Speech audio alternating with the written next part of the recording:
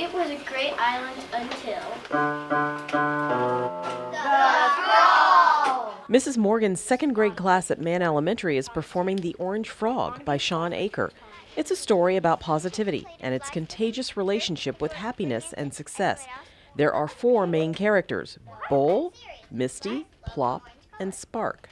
She was helping people to realize that you should be happy and positive to make other people be happy and positive. Spark is a green frog with orange spots in a pond full of green frogs. But each time Spark thinks or does something positive, he turns just a little more orange until he's consumed with positivity and becomes completely orange. I think after doing the play, they now understand that it takes some positive thinking and some change, and what it means to transition. They've learned what it means to be kind to one another. It's a skit in one classroom at one school, and it's positive affirmations written to each other at another school. Ooh, generosity. Yeah. Very nice. Positivity is contagious in the Boone County School District among staff and students. Each school has its own method of teaching positive behavior. And I also like it when you make me laugh. The orange frogs on our desks remind us some days when we're having those moments that, you know, we need to be positive, we need to be thankful, we need to be encouraging. They're a personalized reminder of I'm the person in my classroom who's going to dictate how people feel on any given day. Positivity here has a ripple effect. First, district staff and administrators undergo Orange Frog workshop training on how to spark a culture of positivity. Then it's passed on to students. There is nothing to be afraid of. You guys are awesome. Even high school students having a bad day in Miss Dorgan's class will ask if they can have the Orange Frog for the day. Miss Dorgan brought a frog to class, and they're just like, what the heck? So then you just get talking about it, and then it's like, oh, well, it gets the conversation flowing. It connects the gap because it's something funny you can laugh about, which then comes the harder subject after. Tammy Dorgan teaches psychology at Ryle High School, and together with her students has discovered the power of positive psychology. So we do Terrific Tuesdays, and then we did what are called Wellness Wednesdays throughout the year, where I would do just a little bit of instruction, and then we do something for Wellness Wednesday, whether it was the beginning of the year, it's going for walks out in the parking lot, or when it gets cold outside, we start doing more of the meditation stuff, or we'll watch some goofy videos, just something to give their brains a break from everything that's going on, get their phones away from them for a little bit, just something positive. The kindness challenge is for people who don't be kind, that they can try to be kind so they can get used to being kind. We're partnering with parents because sometimes in society, unfortunately, it's not very positive out there. So we're really trying to combat that with ensuring that positivity is really reaching beyond the walls of our school. So if we provide the positive culture, if we provide the positive atmosphere, what we're going to do is we're going to see that increase. What we spend our time doing is celebrating the successes within our district. Successes of our kids, the successes of our administrators, the successes of our parents. One of the things I tell them all the time is, boys and girls, you're world changers. We're going to change this world one act of kindness at a time. This is not a program. This is just an opportunity for us to be ourselves and to find happiness within ourselves.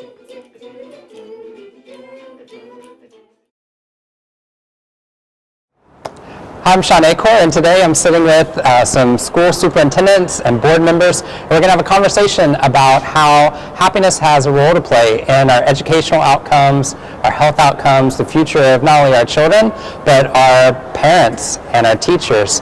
Both of my parents are educators, so for me, this is a thrill to get to be surrounded by people who have dedicated so much of their life to making the world better. And what we want to figure out is how we can do that together and what we can learn from one another. So I think the first thing I would love to hear is from you is why happiness? What does happiness have to do with education? What sort of skills are you hoping that you could impart to your school districts? And why do you think that would be important? And anyone can start. Well, I'll begin. I think in District 54, I think long-standing has been a focus on educational outcomes and success in the classroom.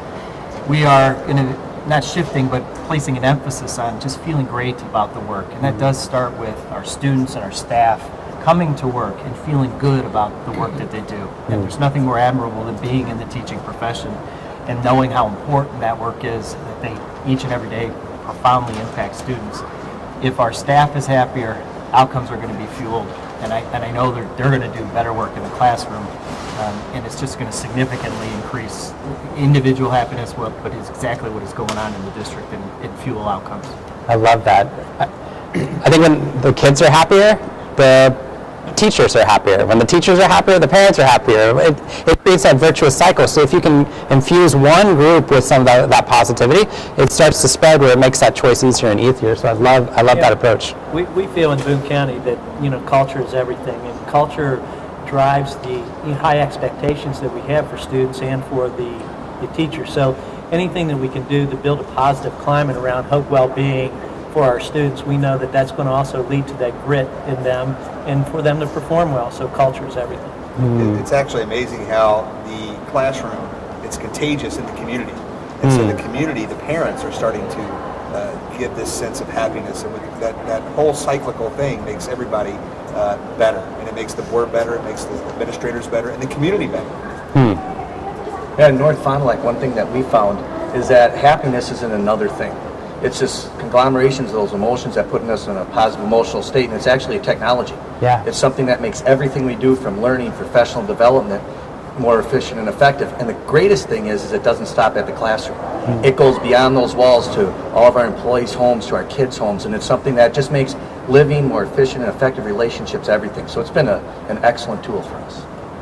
For us in Flint, Michigan, Genesee County, it's very easy to get focused on negative. It's all over. So if we're teaching staff and students at a very young age to focus on the positives, find the things that are going right, embrace one another for the deeper purpose in life, it's making an enormous difference. And I don't feel like you could produce good work without having good people who are happy being where they are. And so it's very important for us to first take care of ourselves and our people so they can take care of the children, and then teach the children how to take care of one another, and then move that circle out. So from what all of you are saying is that you recognize that happiness has an impact upon those outcomes we want to see in our communities, that we want to see in terms of the educational outcomes. But embedded within that is a belief that you can teach happiness. You can teach somebody to become more positive. And I think people would love to hear from you, being, having been steeped so much in education, how you've seen that happen, or why you believe that you can change somebody's mindset about the world. Well, I would just say that certainly we know that teachers are the number one variable in student success. So if we can give our teachers strategies to not only be happy themselves and understand some of those strategies, whether it be the Fun 15 or the different things that we know from your work, Sean, it allows us to implement those with kids. We can also have kids do the Fun 15. We can then teach kids to fall forward. And things like that. So I just think that we know that the outcomes are happening because we've infused happiness. And in our district at Cardinal, we've just seen this huge benefit from passing bonds to getting people that want to come back to our school district. So I just would say that the benefits are so important. And quite honestly, and last thing I would say, in this age of where schools should be the happiest places, what's really sad and kind of hurts my heart is they're not. And we all got into education to help kids, and somewhere along the line we lose that, whether it be standardized tests, whether it be mandates, the things that the federal government, and they're all good things, but they want us to do that and we lose that. So I think this work on happiness has got us back to reminding us why we became educators in the first place, to touch lives and hearts and help kids have better outcomes. We know that dispositional makeup of a student, of self and others, is shaped over time. So what better way to do but practice gratitudes and bounce forward type of activities for our students, so that they're being respectful and they're developing those dispositions that we want them to have in the community, so that they do grow up and they become our future Rotary members and others about service above self. And that's something that we see when we're looking at 21st century education, the changing paradigms, the increasing uncertainties in the world. And I think in the light of the accountability movement and the things that they've talked about, we saw our teachers melting down. We saw our students melting down. And we firmly believe that achievement is a byproduct of these other things. The only reason people want education for their kids in the first place is because they want their kids to have a happy life. And so it doesn't make sense when you start talking about success and the success horizon. It's breaking that paradigm and living in the moment and growing and improving and embracing that challenge as part of life, and that's what leads to people thriving. So that's what we see in this program that's so phenomenal for our kids and our staff. It's really a change of mindset because we live in such a negative world where we hear negativity all the time, whether it's on the news or out in the community. But when you have a warm, welcoming place like a classroom that has the happiness, it's starting to change the way people look and view things. And that starts with the children, because parents will watch what their children do and watch what their children learn, and they will learn that if that makes them happy, then they want to replicate that. So I think it's a really way to change our entire culture. We've spent a lot of time and resources teaching technical kind of skills to students. Never have we had an opportunity to really instill in people that happiness is a choice. And you can teach adults how to find strategies on how to find happiness, be more grateful, fall up, fall forward. So we can teach children the same thing. And when life is not always smooth and easy, you're going to run into challenges and bumps. So when you do that, when you hit those hard spots, here are some things to draw upon. Get yourself back on track and brush the dirt off, and here we go, because life has an awful lot to offer. Well, I think what I love about this conversation is how much courage it takes to take the stand that you are, right? The people want happiness. I think people know that, but they also want a lot of things to happen first. Like, yeah, I'll be happy when my kid gets into the right school. I'll be happy when my kid gets this job, right? I'll be happy when we have all the funding that we need. And that happiness always exists off in the future, that so many things could get front-loaded, that in the midst of some of the problems we see in our schools, in the midst of some of the problems we're seeing in our communities, some people might say happiness should have no role to play within this environment until we get past or get to a certain point in our communities. And you've taken a stand against that and saying we need to create a positive mindset, because I think deep down what you're all saying is the change is possible, right? You don't have to stay where we are. We can actually get to a better place, and that message is for teachers and for parents and for the students as well. So why the orange frog? Why couldn't you just go into a school and just be like, okay, everyone choose happiness? Like, what is it about the orange frog do you think might facilitate a school district being able to make some of those cultural changes to recognize that happiness is something you have to prioritize? I'll say the orange frog is curriculum. And that allows us to take your research and other positive psychology research and put it into motion. And that's what it's done for us. It gives us lessons, it gives us a story, it gives a common language. So instead of just reading, the happiness advantage, as you guys developed the Orange Frog book, that's a curriculum that then we can utilize to scaffold these ideas. And I love that idea. It used to be fake it till you make it. Now it's do it till you believe it. Because the research is there. And if we say to somebody, hey, you know what, do 15 minutes of workout for 21 days. Guess what? After 21 days, things are going to be different. So do it till you believe it. And I think that's a really important part, that the Orange Frog is that curriculum that allows us to do that. And I would say that's the background that gives us the power to do this, is that the brain research behind it validates what we're doing.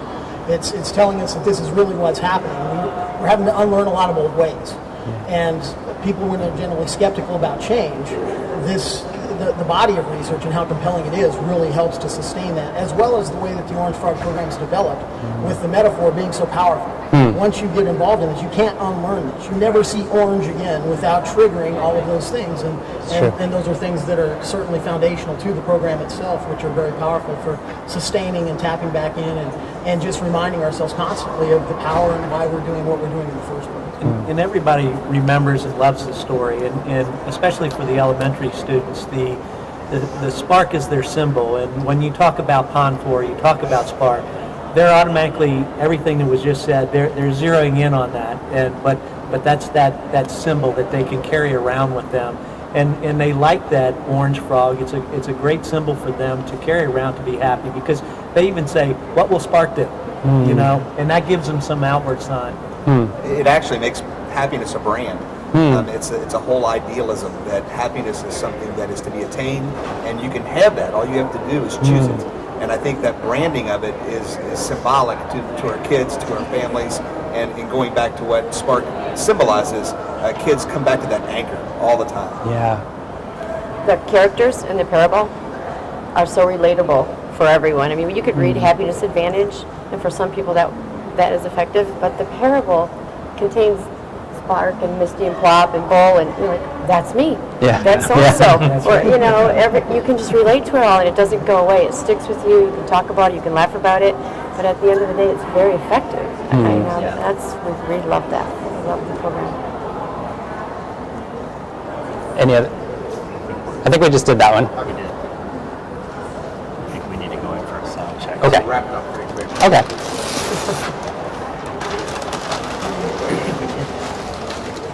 So, what were your main objectives with the Orange Frog? What were you really hoping would come out of it? In Boone, you know, we started with transformational change through dispositional hiring and building a happiness culture. And within that, our main objective is that we started back. We know from the research now that we need the right people on the bus, and we know what people to put on the bus, but we also need to know how to keep that bus rolling down the road and keep that positive energy and that positive culture and all the great things that are occurring out there amongst negativity. So our objective is that we feel that we have a great school district and it can get better, but you have to work on that, and you got to continuously work on that every particular day. So our objective with the positivity is taking the appropriate approach, the research as it was discussed, and making sure we put that into action and we work on it every day. I think in Schaumburg, the Orange Frog Workshop has the potential of creating a supportive environment that allows for the individual staff member and student to be responsible for. Long-standing in District 54, we've monitored culture, but it has always been that's somebody else's job and that's somebody else's role to impact my disposition and my happiness. And I think what the work will do with the Happiness Advantage and the Orange Frog Workshop is that you're in power of your day. Yeah. You make a choice each and every day as a new beginning to really decide, I'm going to make the most of this day and be the happiest person I can be, rather than thinking others are going to do that for me. Right. So that I think is the power of the workshop. You know, one thing I would say, Sean, and this may sound very simplistic, but at the end of the day, we want to have fun. Yeah. We want our employees to know that we care about them, and all of our employees. We want our bus drivers to know that they're important. In fact, they might be the most important people in our district that see the kids first. We want it to be memorable, and hopefully it can be a starting point for us to increase engagement with our employees. But really, at the end of the day, we wanted it to be a special day with orange frogs flying across the room and bracelets being put on like we see today. So I think that the workshop is so well laid out that's handed to you. That all takes care of itself. But we still have to make it memorable and make it fun and let people know we care about them. I think a day is indifferent, and so we can choose to make it a good day or choose to make it a bad day. And I think choosing to be happy gives us that focal point we can resonate on. In Boone County, we used to talk about adaptive leadership before the Orange Frog process came along, and we try to take a bad situation, adapt it, and make it a better situation. I think the Happiness Advantage gives us that transitional point that we can make that transfer, and every day can be a happy day. Yeah. I think one of the points you make is that we still want to see the results. We're still held accountable within our school districts and our communities for certain outcomes. So if someone said, all right, prove it to me, why is Orange Frog worth it? What results would you turn to? We turn to two results. One, our TEL survey results of our faculty and our staff are the highest that they've ever been. And secondly, in this day and age of standard management paradigm, we did a survey we actually did a academic performance, and our reading scores in a school that was deemed very positive versus a traditional school, we saw an increase of our reading scores by 9 points and our math scores by 5 points. So those are direct things tying into academic performance, because if students are happy, they're scoring better. They're performing better because they have a relationship with that teacher, and relationships is everything, and those students are even performing better because of it. And our organization would become a place everyone wants to come to. People are happy. Other people are asking, why are people so happy there? Why are people so nice? And it has impacted the culture in ways that you can measure through scores, staff engagement surveys, and other things. But I would invite anybody to walk through and see it, feel it, hear it, and you know it's working. This past year, since we've embarked on Happiness and Orange Frog, we passed a $29.5 million bond at 70%. Congrats. So, and I think I know that has a lot to do with our culture. And Orange Frog, all we're trying to do is develop a culture where people think and know that what they do and think matters. Yes. And that culture is not reliant on a person, but it's reliant on people, and it's a legacy. And that's what we see this as, is something that's embedded that will continue on even 5, 10, 20 years down the line. And we've seen great results. So when I wrote the Happiness Advantage, and then when I wrote the Orange Frog, I had high hopes for it, but I would have been so thrilled if you told me that I would have gotten to sit with a superintendent of a school district that was going to try this out with their kids. I would have been thrilled. And the fact that there are all of you here, the board members and superintendents and people that are crucial to your communities doing this and doing this for thousands of people, it's such an honor to see. But what I love about your spirit is not only you're showing people that you can have fun while showing that you can have these great outcomes and happiness and that change is possible, but you're empowering people. It's not just about the super important people that are sitting here with me today.